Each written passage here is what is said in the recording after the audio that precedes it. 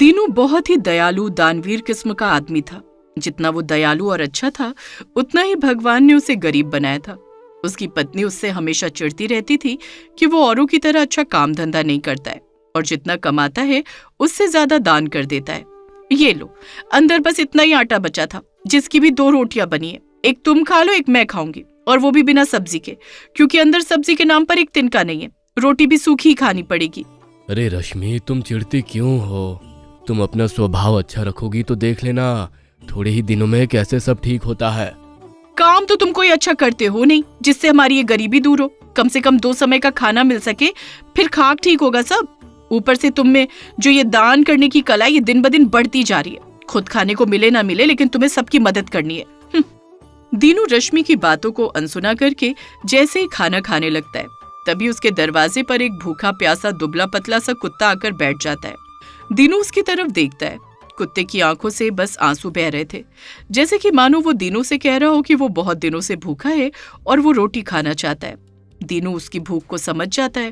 अरे ये कुत्ता तो बहुत भूखा लग रहा है, पर मेरे पास तो एक ही रोटी है और मुझे भी भूख बहुत लगी है। क्या करूं? कोई बात नहीं, मेरी वजह से अगर इस जानवर की भूख मिटेगी तो मुझे बहुत अच्छा लगेगा। दीनू अपने हिस्से की वो एक रोटी जाकर उस कुत्ते को देता है। उस रोटी को पाकर कुत्ता बहुत खुश हो जाता है और खुशी खुशी रोटी वहां से उठाकर दूर जाकर खाता है। रश्मि पहले से ही दीनू के ऊपर गुस्सा थी। ये सब देख उसे और ज्यादा गुस्सा आता है। देखा, मुझे तुम्हारी यही हरकतें अच्छी नहीं लगती हैं। पहले ही हमारे पास 2 रोटी का आटा बचा था, जिसमें से एक रोटी मैंने तुम्हें दी और एक अपने लिए रखी, पर वो भी रोटी तुमने ले जाकर कुत्ते को दे दी।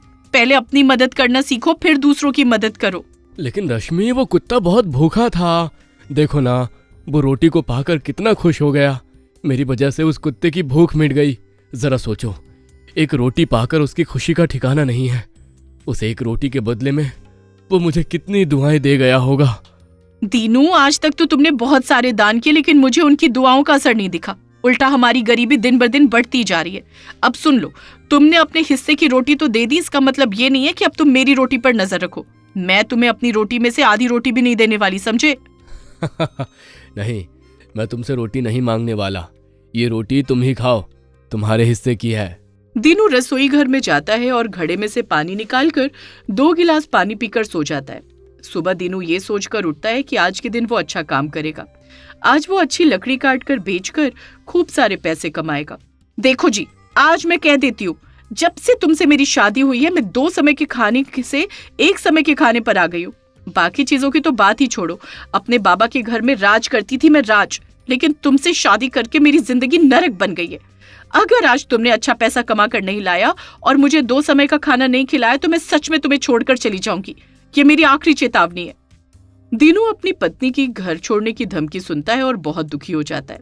फिर घर से निकलकर रास्ते में सोचता है कि अब वो खूब सारी लकड़ी काटेगा। लेकिन दीनू के साथ जो बाकी के लकड़हारे थे, वो हरे हरे पेड़ भी काट कर उसकी लकड़ी बेचते थे, जिससे वो खूब सारा पैसा कमाते थे। पर दीनू हरे पेड़ों को काटना अच्छा नहीं समझता था।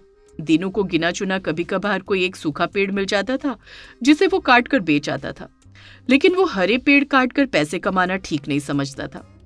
दीनू की पत्नी उससे हमेशा इस बात के लिए लड़ाई करती थी कि बाकी के लकड़हारे कैसे खूब सारी लकड़ी काट कर बेचकर इतना सारा धन कमाते हैं, लेकिन वो है कि लकड़ी काट ही नहीं पाता है। उसकी पत्नी दीनू को कभी समझती नहीं थी कि उसकी सोच कितनी अच्छी है। आज दीनू को एक बहुत बड़ा अच्छा सूखा पेड़ दिखता है। जैसे ही वो उस पेड़ पर कुल्हाड़ी चलाने वाला होता है कि तभी उस पेड़ पर एक हरी भरी शाखा दिखती है। उस शाखा पर वो देखता है कि एक बंदरिया अपनी बच्ची को बड़े ही प्यार से खाना खिला रही है। अरे ये बंदरिया माँ तो अपने बच्चे को कितने प्यार से खाना खिला रही है। हे भगवान, शुक्र है मैंने पेड़ पर कुल्हाड़ी नहीं चलाई, वरना मुझसे तो बहुत बड़ा पाप हो जाता। बंदरिया का घर उजड़ जाता। मैं ऐसा करता हूँ, मैं इस पेड़ को छोड़ देता हूँ और कोई दूसरा पेड़ देखता हूँ। दीनू उस पेड़ को छोड़कर दूसरा पेड़ काटने जाता है, लेकिन तभी एक दूसरा लकड़हारा नारंग, जो हमेशा दीनू से चिढ़ा करता था और वो हमेशा हरे पेड़ों को काटकर पैसे कमाता था, वो उसी पेड़ को काटने लगता है। लेकिन जब दीनू देखता है तो वो उसे रोकने लगता है। अरे अरे भाई, ये क्या कर रहे हो तुम? रुको। क्या कर रहा हूँ मतलब? तुम्हें दिखाई नहीं दे रहा? मैं लकड़ी काट रहा हूँ। खुद तो तुम्हें कुछ करना नहीं आता है, दूसरों को भी रोकते हो। भाई तुम गलत करने जा रहे हो। तुम देख नहीं रहे हो, इस पेड़ की एक शाखा हरी है और उस शाखा पर एक बंदरिया का परिवार रहता है। तुम इस पेड़ को काटकर किसी का घर क्यों उजाड़ रहे हो? अच्छा, तो तुम मुझे उस बंदरिया के लिए रोक रहे हो? मैंने क्या किसी का ठेका ले रखा है? मुझे अपना घर देखना है और मैं अपना घर चलाने के लिए कुछ भी कर सकता हूँ। बंदरिया इस पेड़ पर है तो वो अपने लिए दूसरा घर ढूंढ लेगी। और हाँ, तुमने मुझे रोकने की कोशिश भी कैसे की? इस कुल्हाड़ी की धार देख रहे हो ना? पेड़ के बदले इस कुल्हाड़ी से मैं तुम्हारी ही गर्दन काट दूंगा। अब जाओ यहाँ से। दीनू नारंग को रोकने की लाख कोशिश करता है कि वो उस पेड़ को ना काटे, लेकिन वो उसकी एक नहीं सुनता है और उसे डरा धमका कर वहां से भगा देता है। दीनू बेचारा वहां से चला जाता है। जब थोड़ी देर बाद दीनू वहां जाकर देखता है तो देखता है कि पेड़ के नीचे बंदरिया दबकर मर चुकी है। पास जाकर पता चलता है कि उस बंदरिया की छोटी बच्ची अभी भी जिंदा है। हे भगवान, नारंग, तुम कितने बुरे इंसान हो। अपने स्वार्थ के लिए किसी भी हद तक गुजर सकते हो। एक तो अपने स्वार्थ के लिए हरे भरे पेड़ काट कर बेचते हो और ऊपर से आज तुमने एक बंदरिया की जान ले ली और उसकी बच्ची को अनाथ कर दिया। दीनू उस मरी हुई बंदरिया को जैसे तैसे दफना देता है और उसकी बच्ची को उठाकर अपने साथ घर ले आता है। कितनी प्यारी और मासूम बच्ची है। आज के बाद तुम मेरे साथ मेरे घर में मेरी बच्ची बनकर रहोगी। वैसे भी मेरी कोई औलाद नहीं थी, शायद भगवान ने तुम्हें मेरी औलाद बनाकर भेज दिया। दीनू उस छोटी बंदरिया को घर ले आता है, लेकिन दीनू की पत्नी उस पर भड़कती है। अब बस यही काम रह गया इस बंदरिया को पालने का। आज तो हद ही हो गई है। अब मैं तुम्हारे साथ नहीं रह सकती। मैं जा रही हूँ ये घर छोड़कर। रश्मि, तुम कहाँ जा रही हो? रुक जाओ रश्मि, जरा सोचो। ये बच्ची अनाथ हो गई है। अरे इसकी माँ मर गई है। भगवान ने शायद इस बच्ची को हमें पालने का मौका दिया है और क्या पता, हो सकता है इसके कदम पड़ते ही हमारे भाग्य बदल जाए। अब तुम अपने भाग्य को बदलते रहो। मैं तुम्हारे साथ नहीं रह सकती। मेरी गलती थी जो आज तक मैं तुम जैसे भिखारी को झेलती रही। दीनू की पत्नी जैसे ही घर छोड़कर जा रही थी कि तभी दरवाजे पर मकान मालिक आकर खड़ा हो जाता है और वो भी बहुत समय से किराया न देने की वजह से दीनू को घर खाली करने के लिए कहता है। देखो दीनू, बहुत हो गया। 1 साल से तुमने घर का किराया नहीं भरा है। अब चुपचाप घर खाली करो और यहाँ से चलते बनो। अब मुझे लगता है कि मैंने तुम्हें छोड़ने का सही फैसला लिया है। अब तो तुम्हारे पास ये किराए का घर भी नहीं रहा। अब दीनू के पास कुछ नहीं बचा था, न घर न पत्नी। उसका सब कुछ एक ही झटके में उजड़ गया था। लेकिन फिर भी दीनू उस बंदरिया की बच्ची को नहीं छोड़ता है। उसे अपनी बच्ची बनाकर घर से निकल पड़ता है और एक पेड़ को अपना घर बना लेता है। तुम घबराओ मत, सब मेरा साथ छोड़ सकते हैं, लेकिन मैं तुम्हें कभी नहीं छोड़ूंगा। आज से तुम मेरी बच्ची हो और मैं तुम्हें अपनी बच्ची की तरह पालूंगा। आज के बाद मैं जो कुछ भी कमाऊंगा बस तुम्हारे लिए ही कमाऊंगा। वो इतनी छोटी सी बच्ची दीनू की सारी बातें समझ रही थी। वो भी उसे जैसे कोई अपना सगा समझने लगती है। दीनू जहाँ भी दिहाड़ी मजदूरी करने जाता, वो बच्ची हमेशा उसके पीछे पीछे साथ चलती और दीनू जो भी कमा कर लाता वो सब उस बच्ची को खिलाता, उसका अच्छे से पालन पोषण करता। एक दिन की बात है, दीनू दिहाड़ी लगाकर उस पेड़ के नीचे आराम कर ही रहा था कि तभी वहां से एक बहुत ही बड़े पहुंचे हुए ज्ञानी गुजरते। वो बंदरिया और दीनू का पिता और बेटी जैसा प्यार देखकर बहुत प्रसन्न होते हैं। फिर ज्ञानी महाराज दीनू से कहते हैं, बेटा, मैं तुमसे बहुत प्रसन्न हूँ। आजकल दुनिया में कोई इंसान भला किसी जानवर से ऐसा प्रेम कहाँ करता है, लेकिन तुमने बहुत ही पुण्य का काम किया है इस छोटी बंदरिया को अपने बच्चे की तरह पाल के। बहुत गर्व है बेटा मुझे तुम पर मुझे समझ नहीं आ रहा तुम इस पेड़ के नीचे क्यों बैठे हो? क्या तुम्हारे पास घर नहीं है? महाराज, मेरी पत्नी को मैं निकम्मा, बेकार और भिखारी लगता हूँ क्योंकि मैं गलत तरीके से पैसे नहीं कमाता, इसलिए वो मुझे छोड़कर चली गई। मेरे पास पैसे नहीं थे, इसलिए मैं घर का किराया नहीं दे पाया, तो मुझे मकान मालिक ने घर से निकाल दिया। अब मेरे पास इस छोटी बच्ची के अलावा कुछ भी नहीं है। इसकी माँ नहीं है और ये बहुत छोटी है, इसलिए मैं इसे अकेला छोड़ नहीं सकता। बस इसी कारण मैं इस पेड़ के नीचे रहता हूँ। बेटा, मेरा आश्रम बहुत बड़ा है, वहाँ मेरे बहुत सारे शिष्य हैं और वहाँ पर और भी बहुत सारे साधु और महात्मा हैं। वैसे भी हमें एक सहायक की ज़रूरत थी। अगर तुम चाहो तो मेरे आश्रम में चलकर मेरे शिष्य और बाकी सबके लिए खाना बनाने का काम कर सकते हो। तुम्हें भी घर मिल जाएगा और इस अनाथ बच्ची को रहने के लिए छत मिल जाएगी और वहां पर तुम अपना अच्छे से जीवन व्यतीत कर सकते हो। वहां पर तुम्हें और इस बच्ची को किसी भी प्रकार की चिंता नहीं होगी।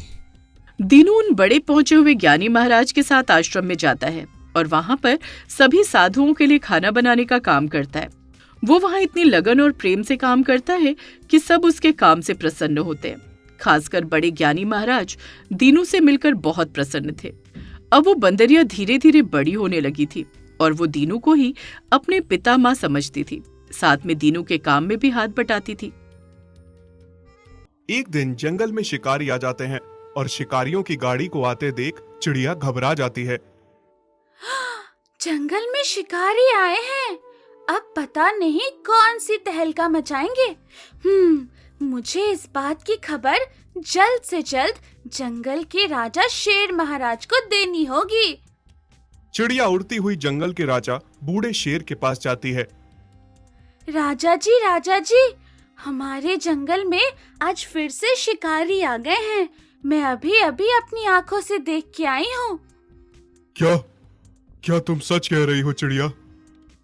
हाँ राजा जी, मैं सच कह रही हूँ। ये सुन के जंगल के सारे जानवर और पक्षी घबरा जाते हैं। भेड़िया, चिड़िया, तोता, बंदर, हाथी, लकड़बग्गा, बाघ। यह तो बहुत परेशानी वाली बात है। अगर रोज रोज ऐसे ही चलता रहा और शिकारी हमारे जंगल में आते रहे तो फिर एक दिन जंगल के सारे जानवर ही खत्म हो जाएंगे। सही कहा तुमने लकड़बग्घा भाई।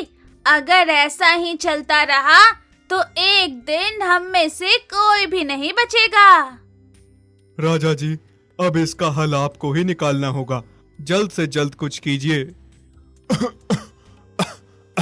मेरी बूढ़ी उम्र हो गई है, मैं तो अब जंगल की जिम्मेदारी उठा नहीं पाऊंगा। इसके लिए हमें कोई ऐसा जंगल का रक्षक ढूंढना पड़ेगा जो बड़ी ही जिम्मेदारी से इस जंगल की रक्षा करे, जैसे मैंने इतने बरसों से जंगल की रखवाली की है। पर ऐसा कौन है इस जंगल में जिसे हम इस पूरे जंगल की जिम्मेदारी सौंप सकें, जो इस जंगल की और हमारी रक्षा कर सके? जंगल के शिकारियों ने एक हिरण को पकड़ा और अपनी गाड़ी में ले जा रहे थे। तभी हिरण की पत्नी जंगल की राजा शेर के पास आती है। राजा जी, मेरे पति को वो शिकारी कैद करके अपनी गाड़ी में ले जा रहे हैं। आप कुछ कीजिए राजा जी। मेरे पति को उनके कब्जे से आजाद करवाइए। जैसे ही शिकारी हिरण को गाड़ी में ले जा रहे थे, तभी अचानक से पेड़ से बंदर मामा आ जाते हैं और शिकारियों पे हमला कर देते हैं और उन्हें भगा देते हैं। हिरण को बचा लेते हैं और फिर जब ये बात सारे जंगल में सबको पता चलती है कि बंदर मामा अकेले ही शिकारियों से भिड़ गए, उन्हें भगाया और हिरण को बचा लिया, ये सुन के सारे खुश हो जाते हैं और जंगल के राजा बंदर मामा को अपनी सभा में बुलाते हैं। सभा में सारे जानवर, पशु, पक्षी होते हैं, जैसे तोता, चिड़िया, हाथी, हिरण, लकड़बग्गा, लोमड़ी, बाघ, सारे आते हैं। शाबाश बंदर मामा, मुझे तुम पे गर्व है। आज तुमने मेरी लाज रख ली। अगर आज वो शिकारी हिरण को ले जाते तो शायद मैं जंगल में किसी को भी मुंह दिखाने लायक नहीं रहता। तुमने बड़ी ही बहादुरी से अकेले हिरण को बचाया है, इसलिए मैंने सोचा है कि तुम इस जंगल के नए रक्षक हो। बंदर मामा को जंगल का नया रक्षक बना दिया जाता है। इस बात से सारे बहुत ही खुश थे और बंदर मामा की जय जयकार कर रहे थे। बंदर मामा की जय हो, जय हो, जय हो, जय हो, बंदर मामा की जय हो। जहां बंदर मामा के रक्षक बनने पे सारे खुश थे, वहीं दूसरी ओर कई लोग दुखी भी थे। चंगू बंदर नहीं चाहता था कि बंदर मामा जंगल के रक्षक बने, वो चाहता था कि वो जंगल का रक्षक बने। हाँ, जिस घड़ी का मैं इतने समय से इंतजार कर रहा था, उसे ये बंदर मामा एक ही झटके में छीन के ले गया। नहीं, मैं ऐसा होने नहीं दूंगा, मुझे कुछ करना होगा। पर मालिक, अब आप क्या करेंगे? क्या सोचा है आपने आगे का? सोचा तो मैंने बहुत कुछ है, बस तुझे मेरी मदद करनी पड़ेगी, और अगर तू इस काम में मेरी मदद करेगा ना, तो मेरे चमचे, मैं तुझे खूब सारे फल खिलाऊंगा। मालिक, मैं तो आपका गुलाम हूँ, आपका हर काम करने के लिए तैयार हूँ। बस आप मुझ पे अपनी कृपा बनाए रखें, मुझे अच्छे अच्छे फल खिलाएं। चंगू अपने बंदर को एक पाउडर देता है। वो बंदर जंगल में जिसके पास भी जाता उसके सामने उस पाउडर को चुटकी भर फेंक देता। उस पाउडर से पहले तो छींक आती और फिर जंगल के जानवर गिर के बेहोश हो जाते। एक के बाद एक जानवर, पशु, पक्षी बीमार हो रहे थे। स्ट्रेचर पे उठा उठा कर ले जाया जा रहा था बेहोश जानवरों को। जैसा मैं चाह रहा था बिल्कुल वैसा ही हो रहा है। अब मालिक मुझे खूब सारे फल खाने को देंगे। शाबाश मेरे चमचे, तू ठीक वैसा ही कर रहा है जैसा मैं चाह रहा था। ये ले तेरा इनाम, खूब सारे फल। धन्यवाद मालिक, बहुत बहुत धन्यवाद। अब मैं मजे से सारे फल खाऊंगा। हाँ हाँ छोटे बंदर, खूब मजे से खा। और इसके बाद तुझे एक और काम करना है। और क्या काम करना है मालिक मुझे? आधा काम तो तू कर चुका है, बस अब आधा बचा है, वो भी तुझे पूरा करना है। इस महामारी के बाद तो सभी बंदर मामा पे सवाल उठाएंगे कि उसके रहते ये महामारी कैसे फैली। तुम्हें बस करना इतना है कि जंगल में हर जगह ये बात फैलानी है कि इस महामारी का इलाज सिर्फ चंगू के पास है, और वो ही जंगली जानवरों और पक्षियों को इस महामारी से बचा सकता है। सभी मेरे एहसान के तले दब जाएंगे और बंदर मामा को रक्षक की गद्दी से हटा के मुझे जंगल का नया रक्षक बना लेंगे। छोटा बंदर ये बात खरगोश के कानों में डाल देता है। क्या हुआ खरगोश भाई, तू इतना परेशान क्यों है? क्या बताऊं भाई, मेरी बीवी बच्चे उस महामारी से जूझ रहे हैं, हॉस्पिटल में हैं। बस उन्हीं को देखने जा रहा हूं। बहुत परेशान हैं। बहुत बीमार हैं वो, और डॉक्टर के पास भी इस बीमारी का कोई हल नहीं निकल रहा। मेरे पास इस महामारी से बचने के लिए एक हल है। क्या तुम सही कह रहे हो? हाँ भाई, मैं सही कह रहा हूँ। छोटा बंदर खरगोश को बताता है कि चंगू बंदर के पास कोई जड़ी बूटी है जिससे ये महामारी ठीक हो सकती है। बस एक बार उस जड़ी बूटी की खुराक बीमार को खिलानी पड़ेगी। जंगल के सारे जानवर महामारी को लेकर बहुत परेशान थे और शेर राजा से मदद की गुहार लगा रहे थे। राजा जी, महामारी जंगल में तेजी से फैल रही है और जंगली जानवरों और पक्षियों को बहुत भारी नुकसान का सामना करना पड़ रहा है। अगर जल्द से जल्द कुछ नहीं किया गया तो हमें बहुत नुकसान हो सकता है।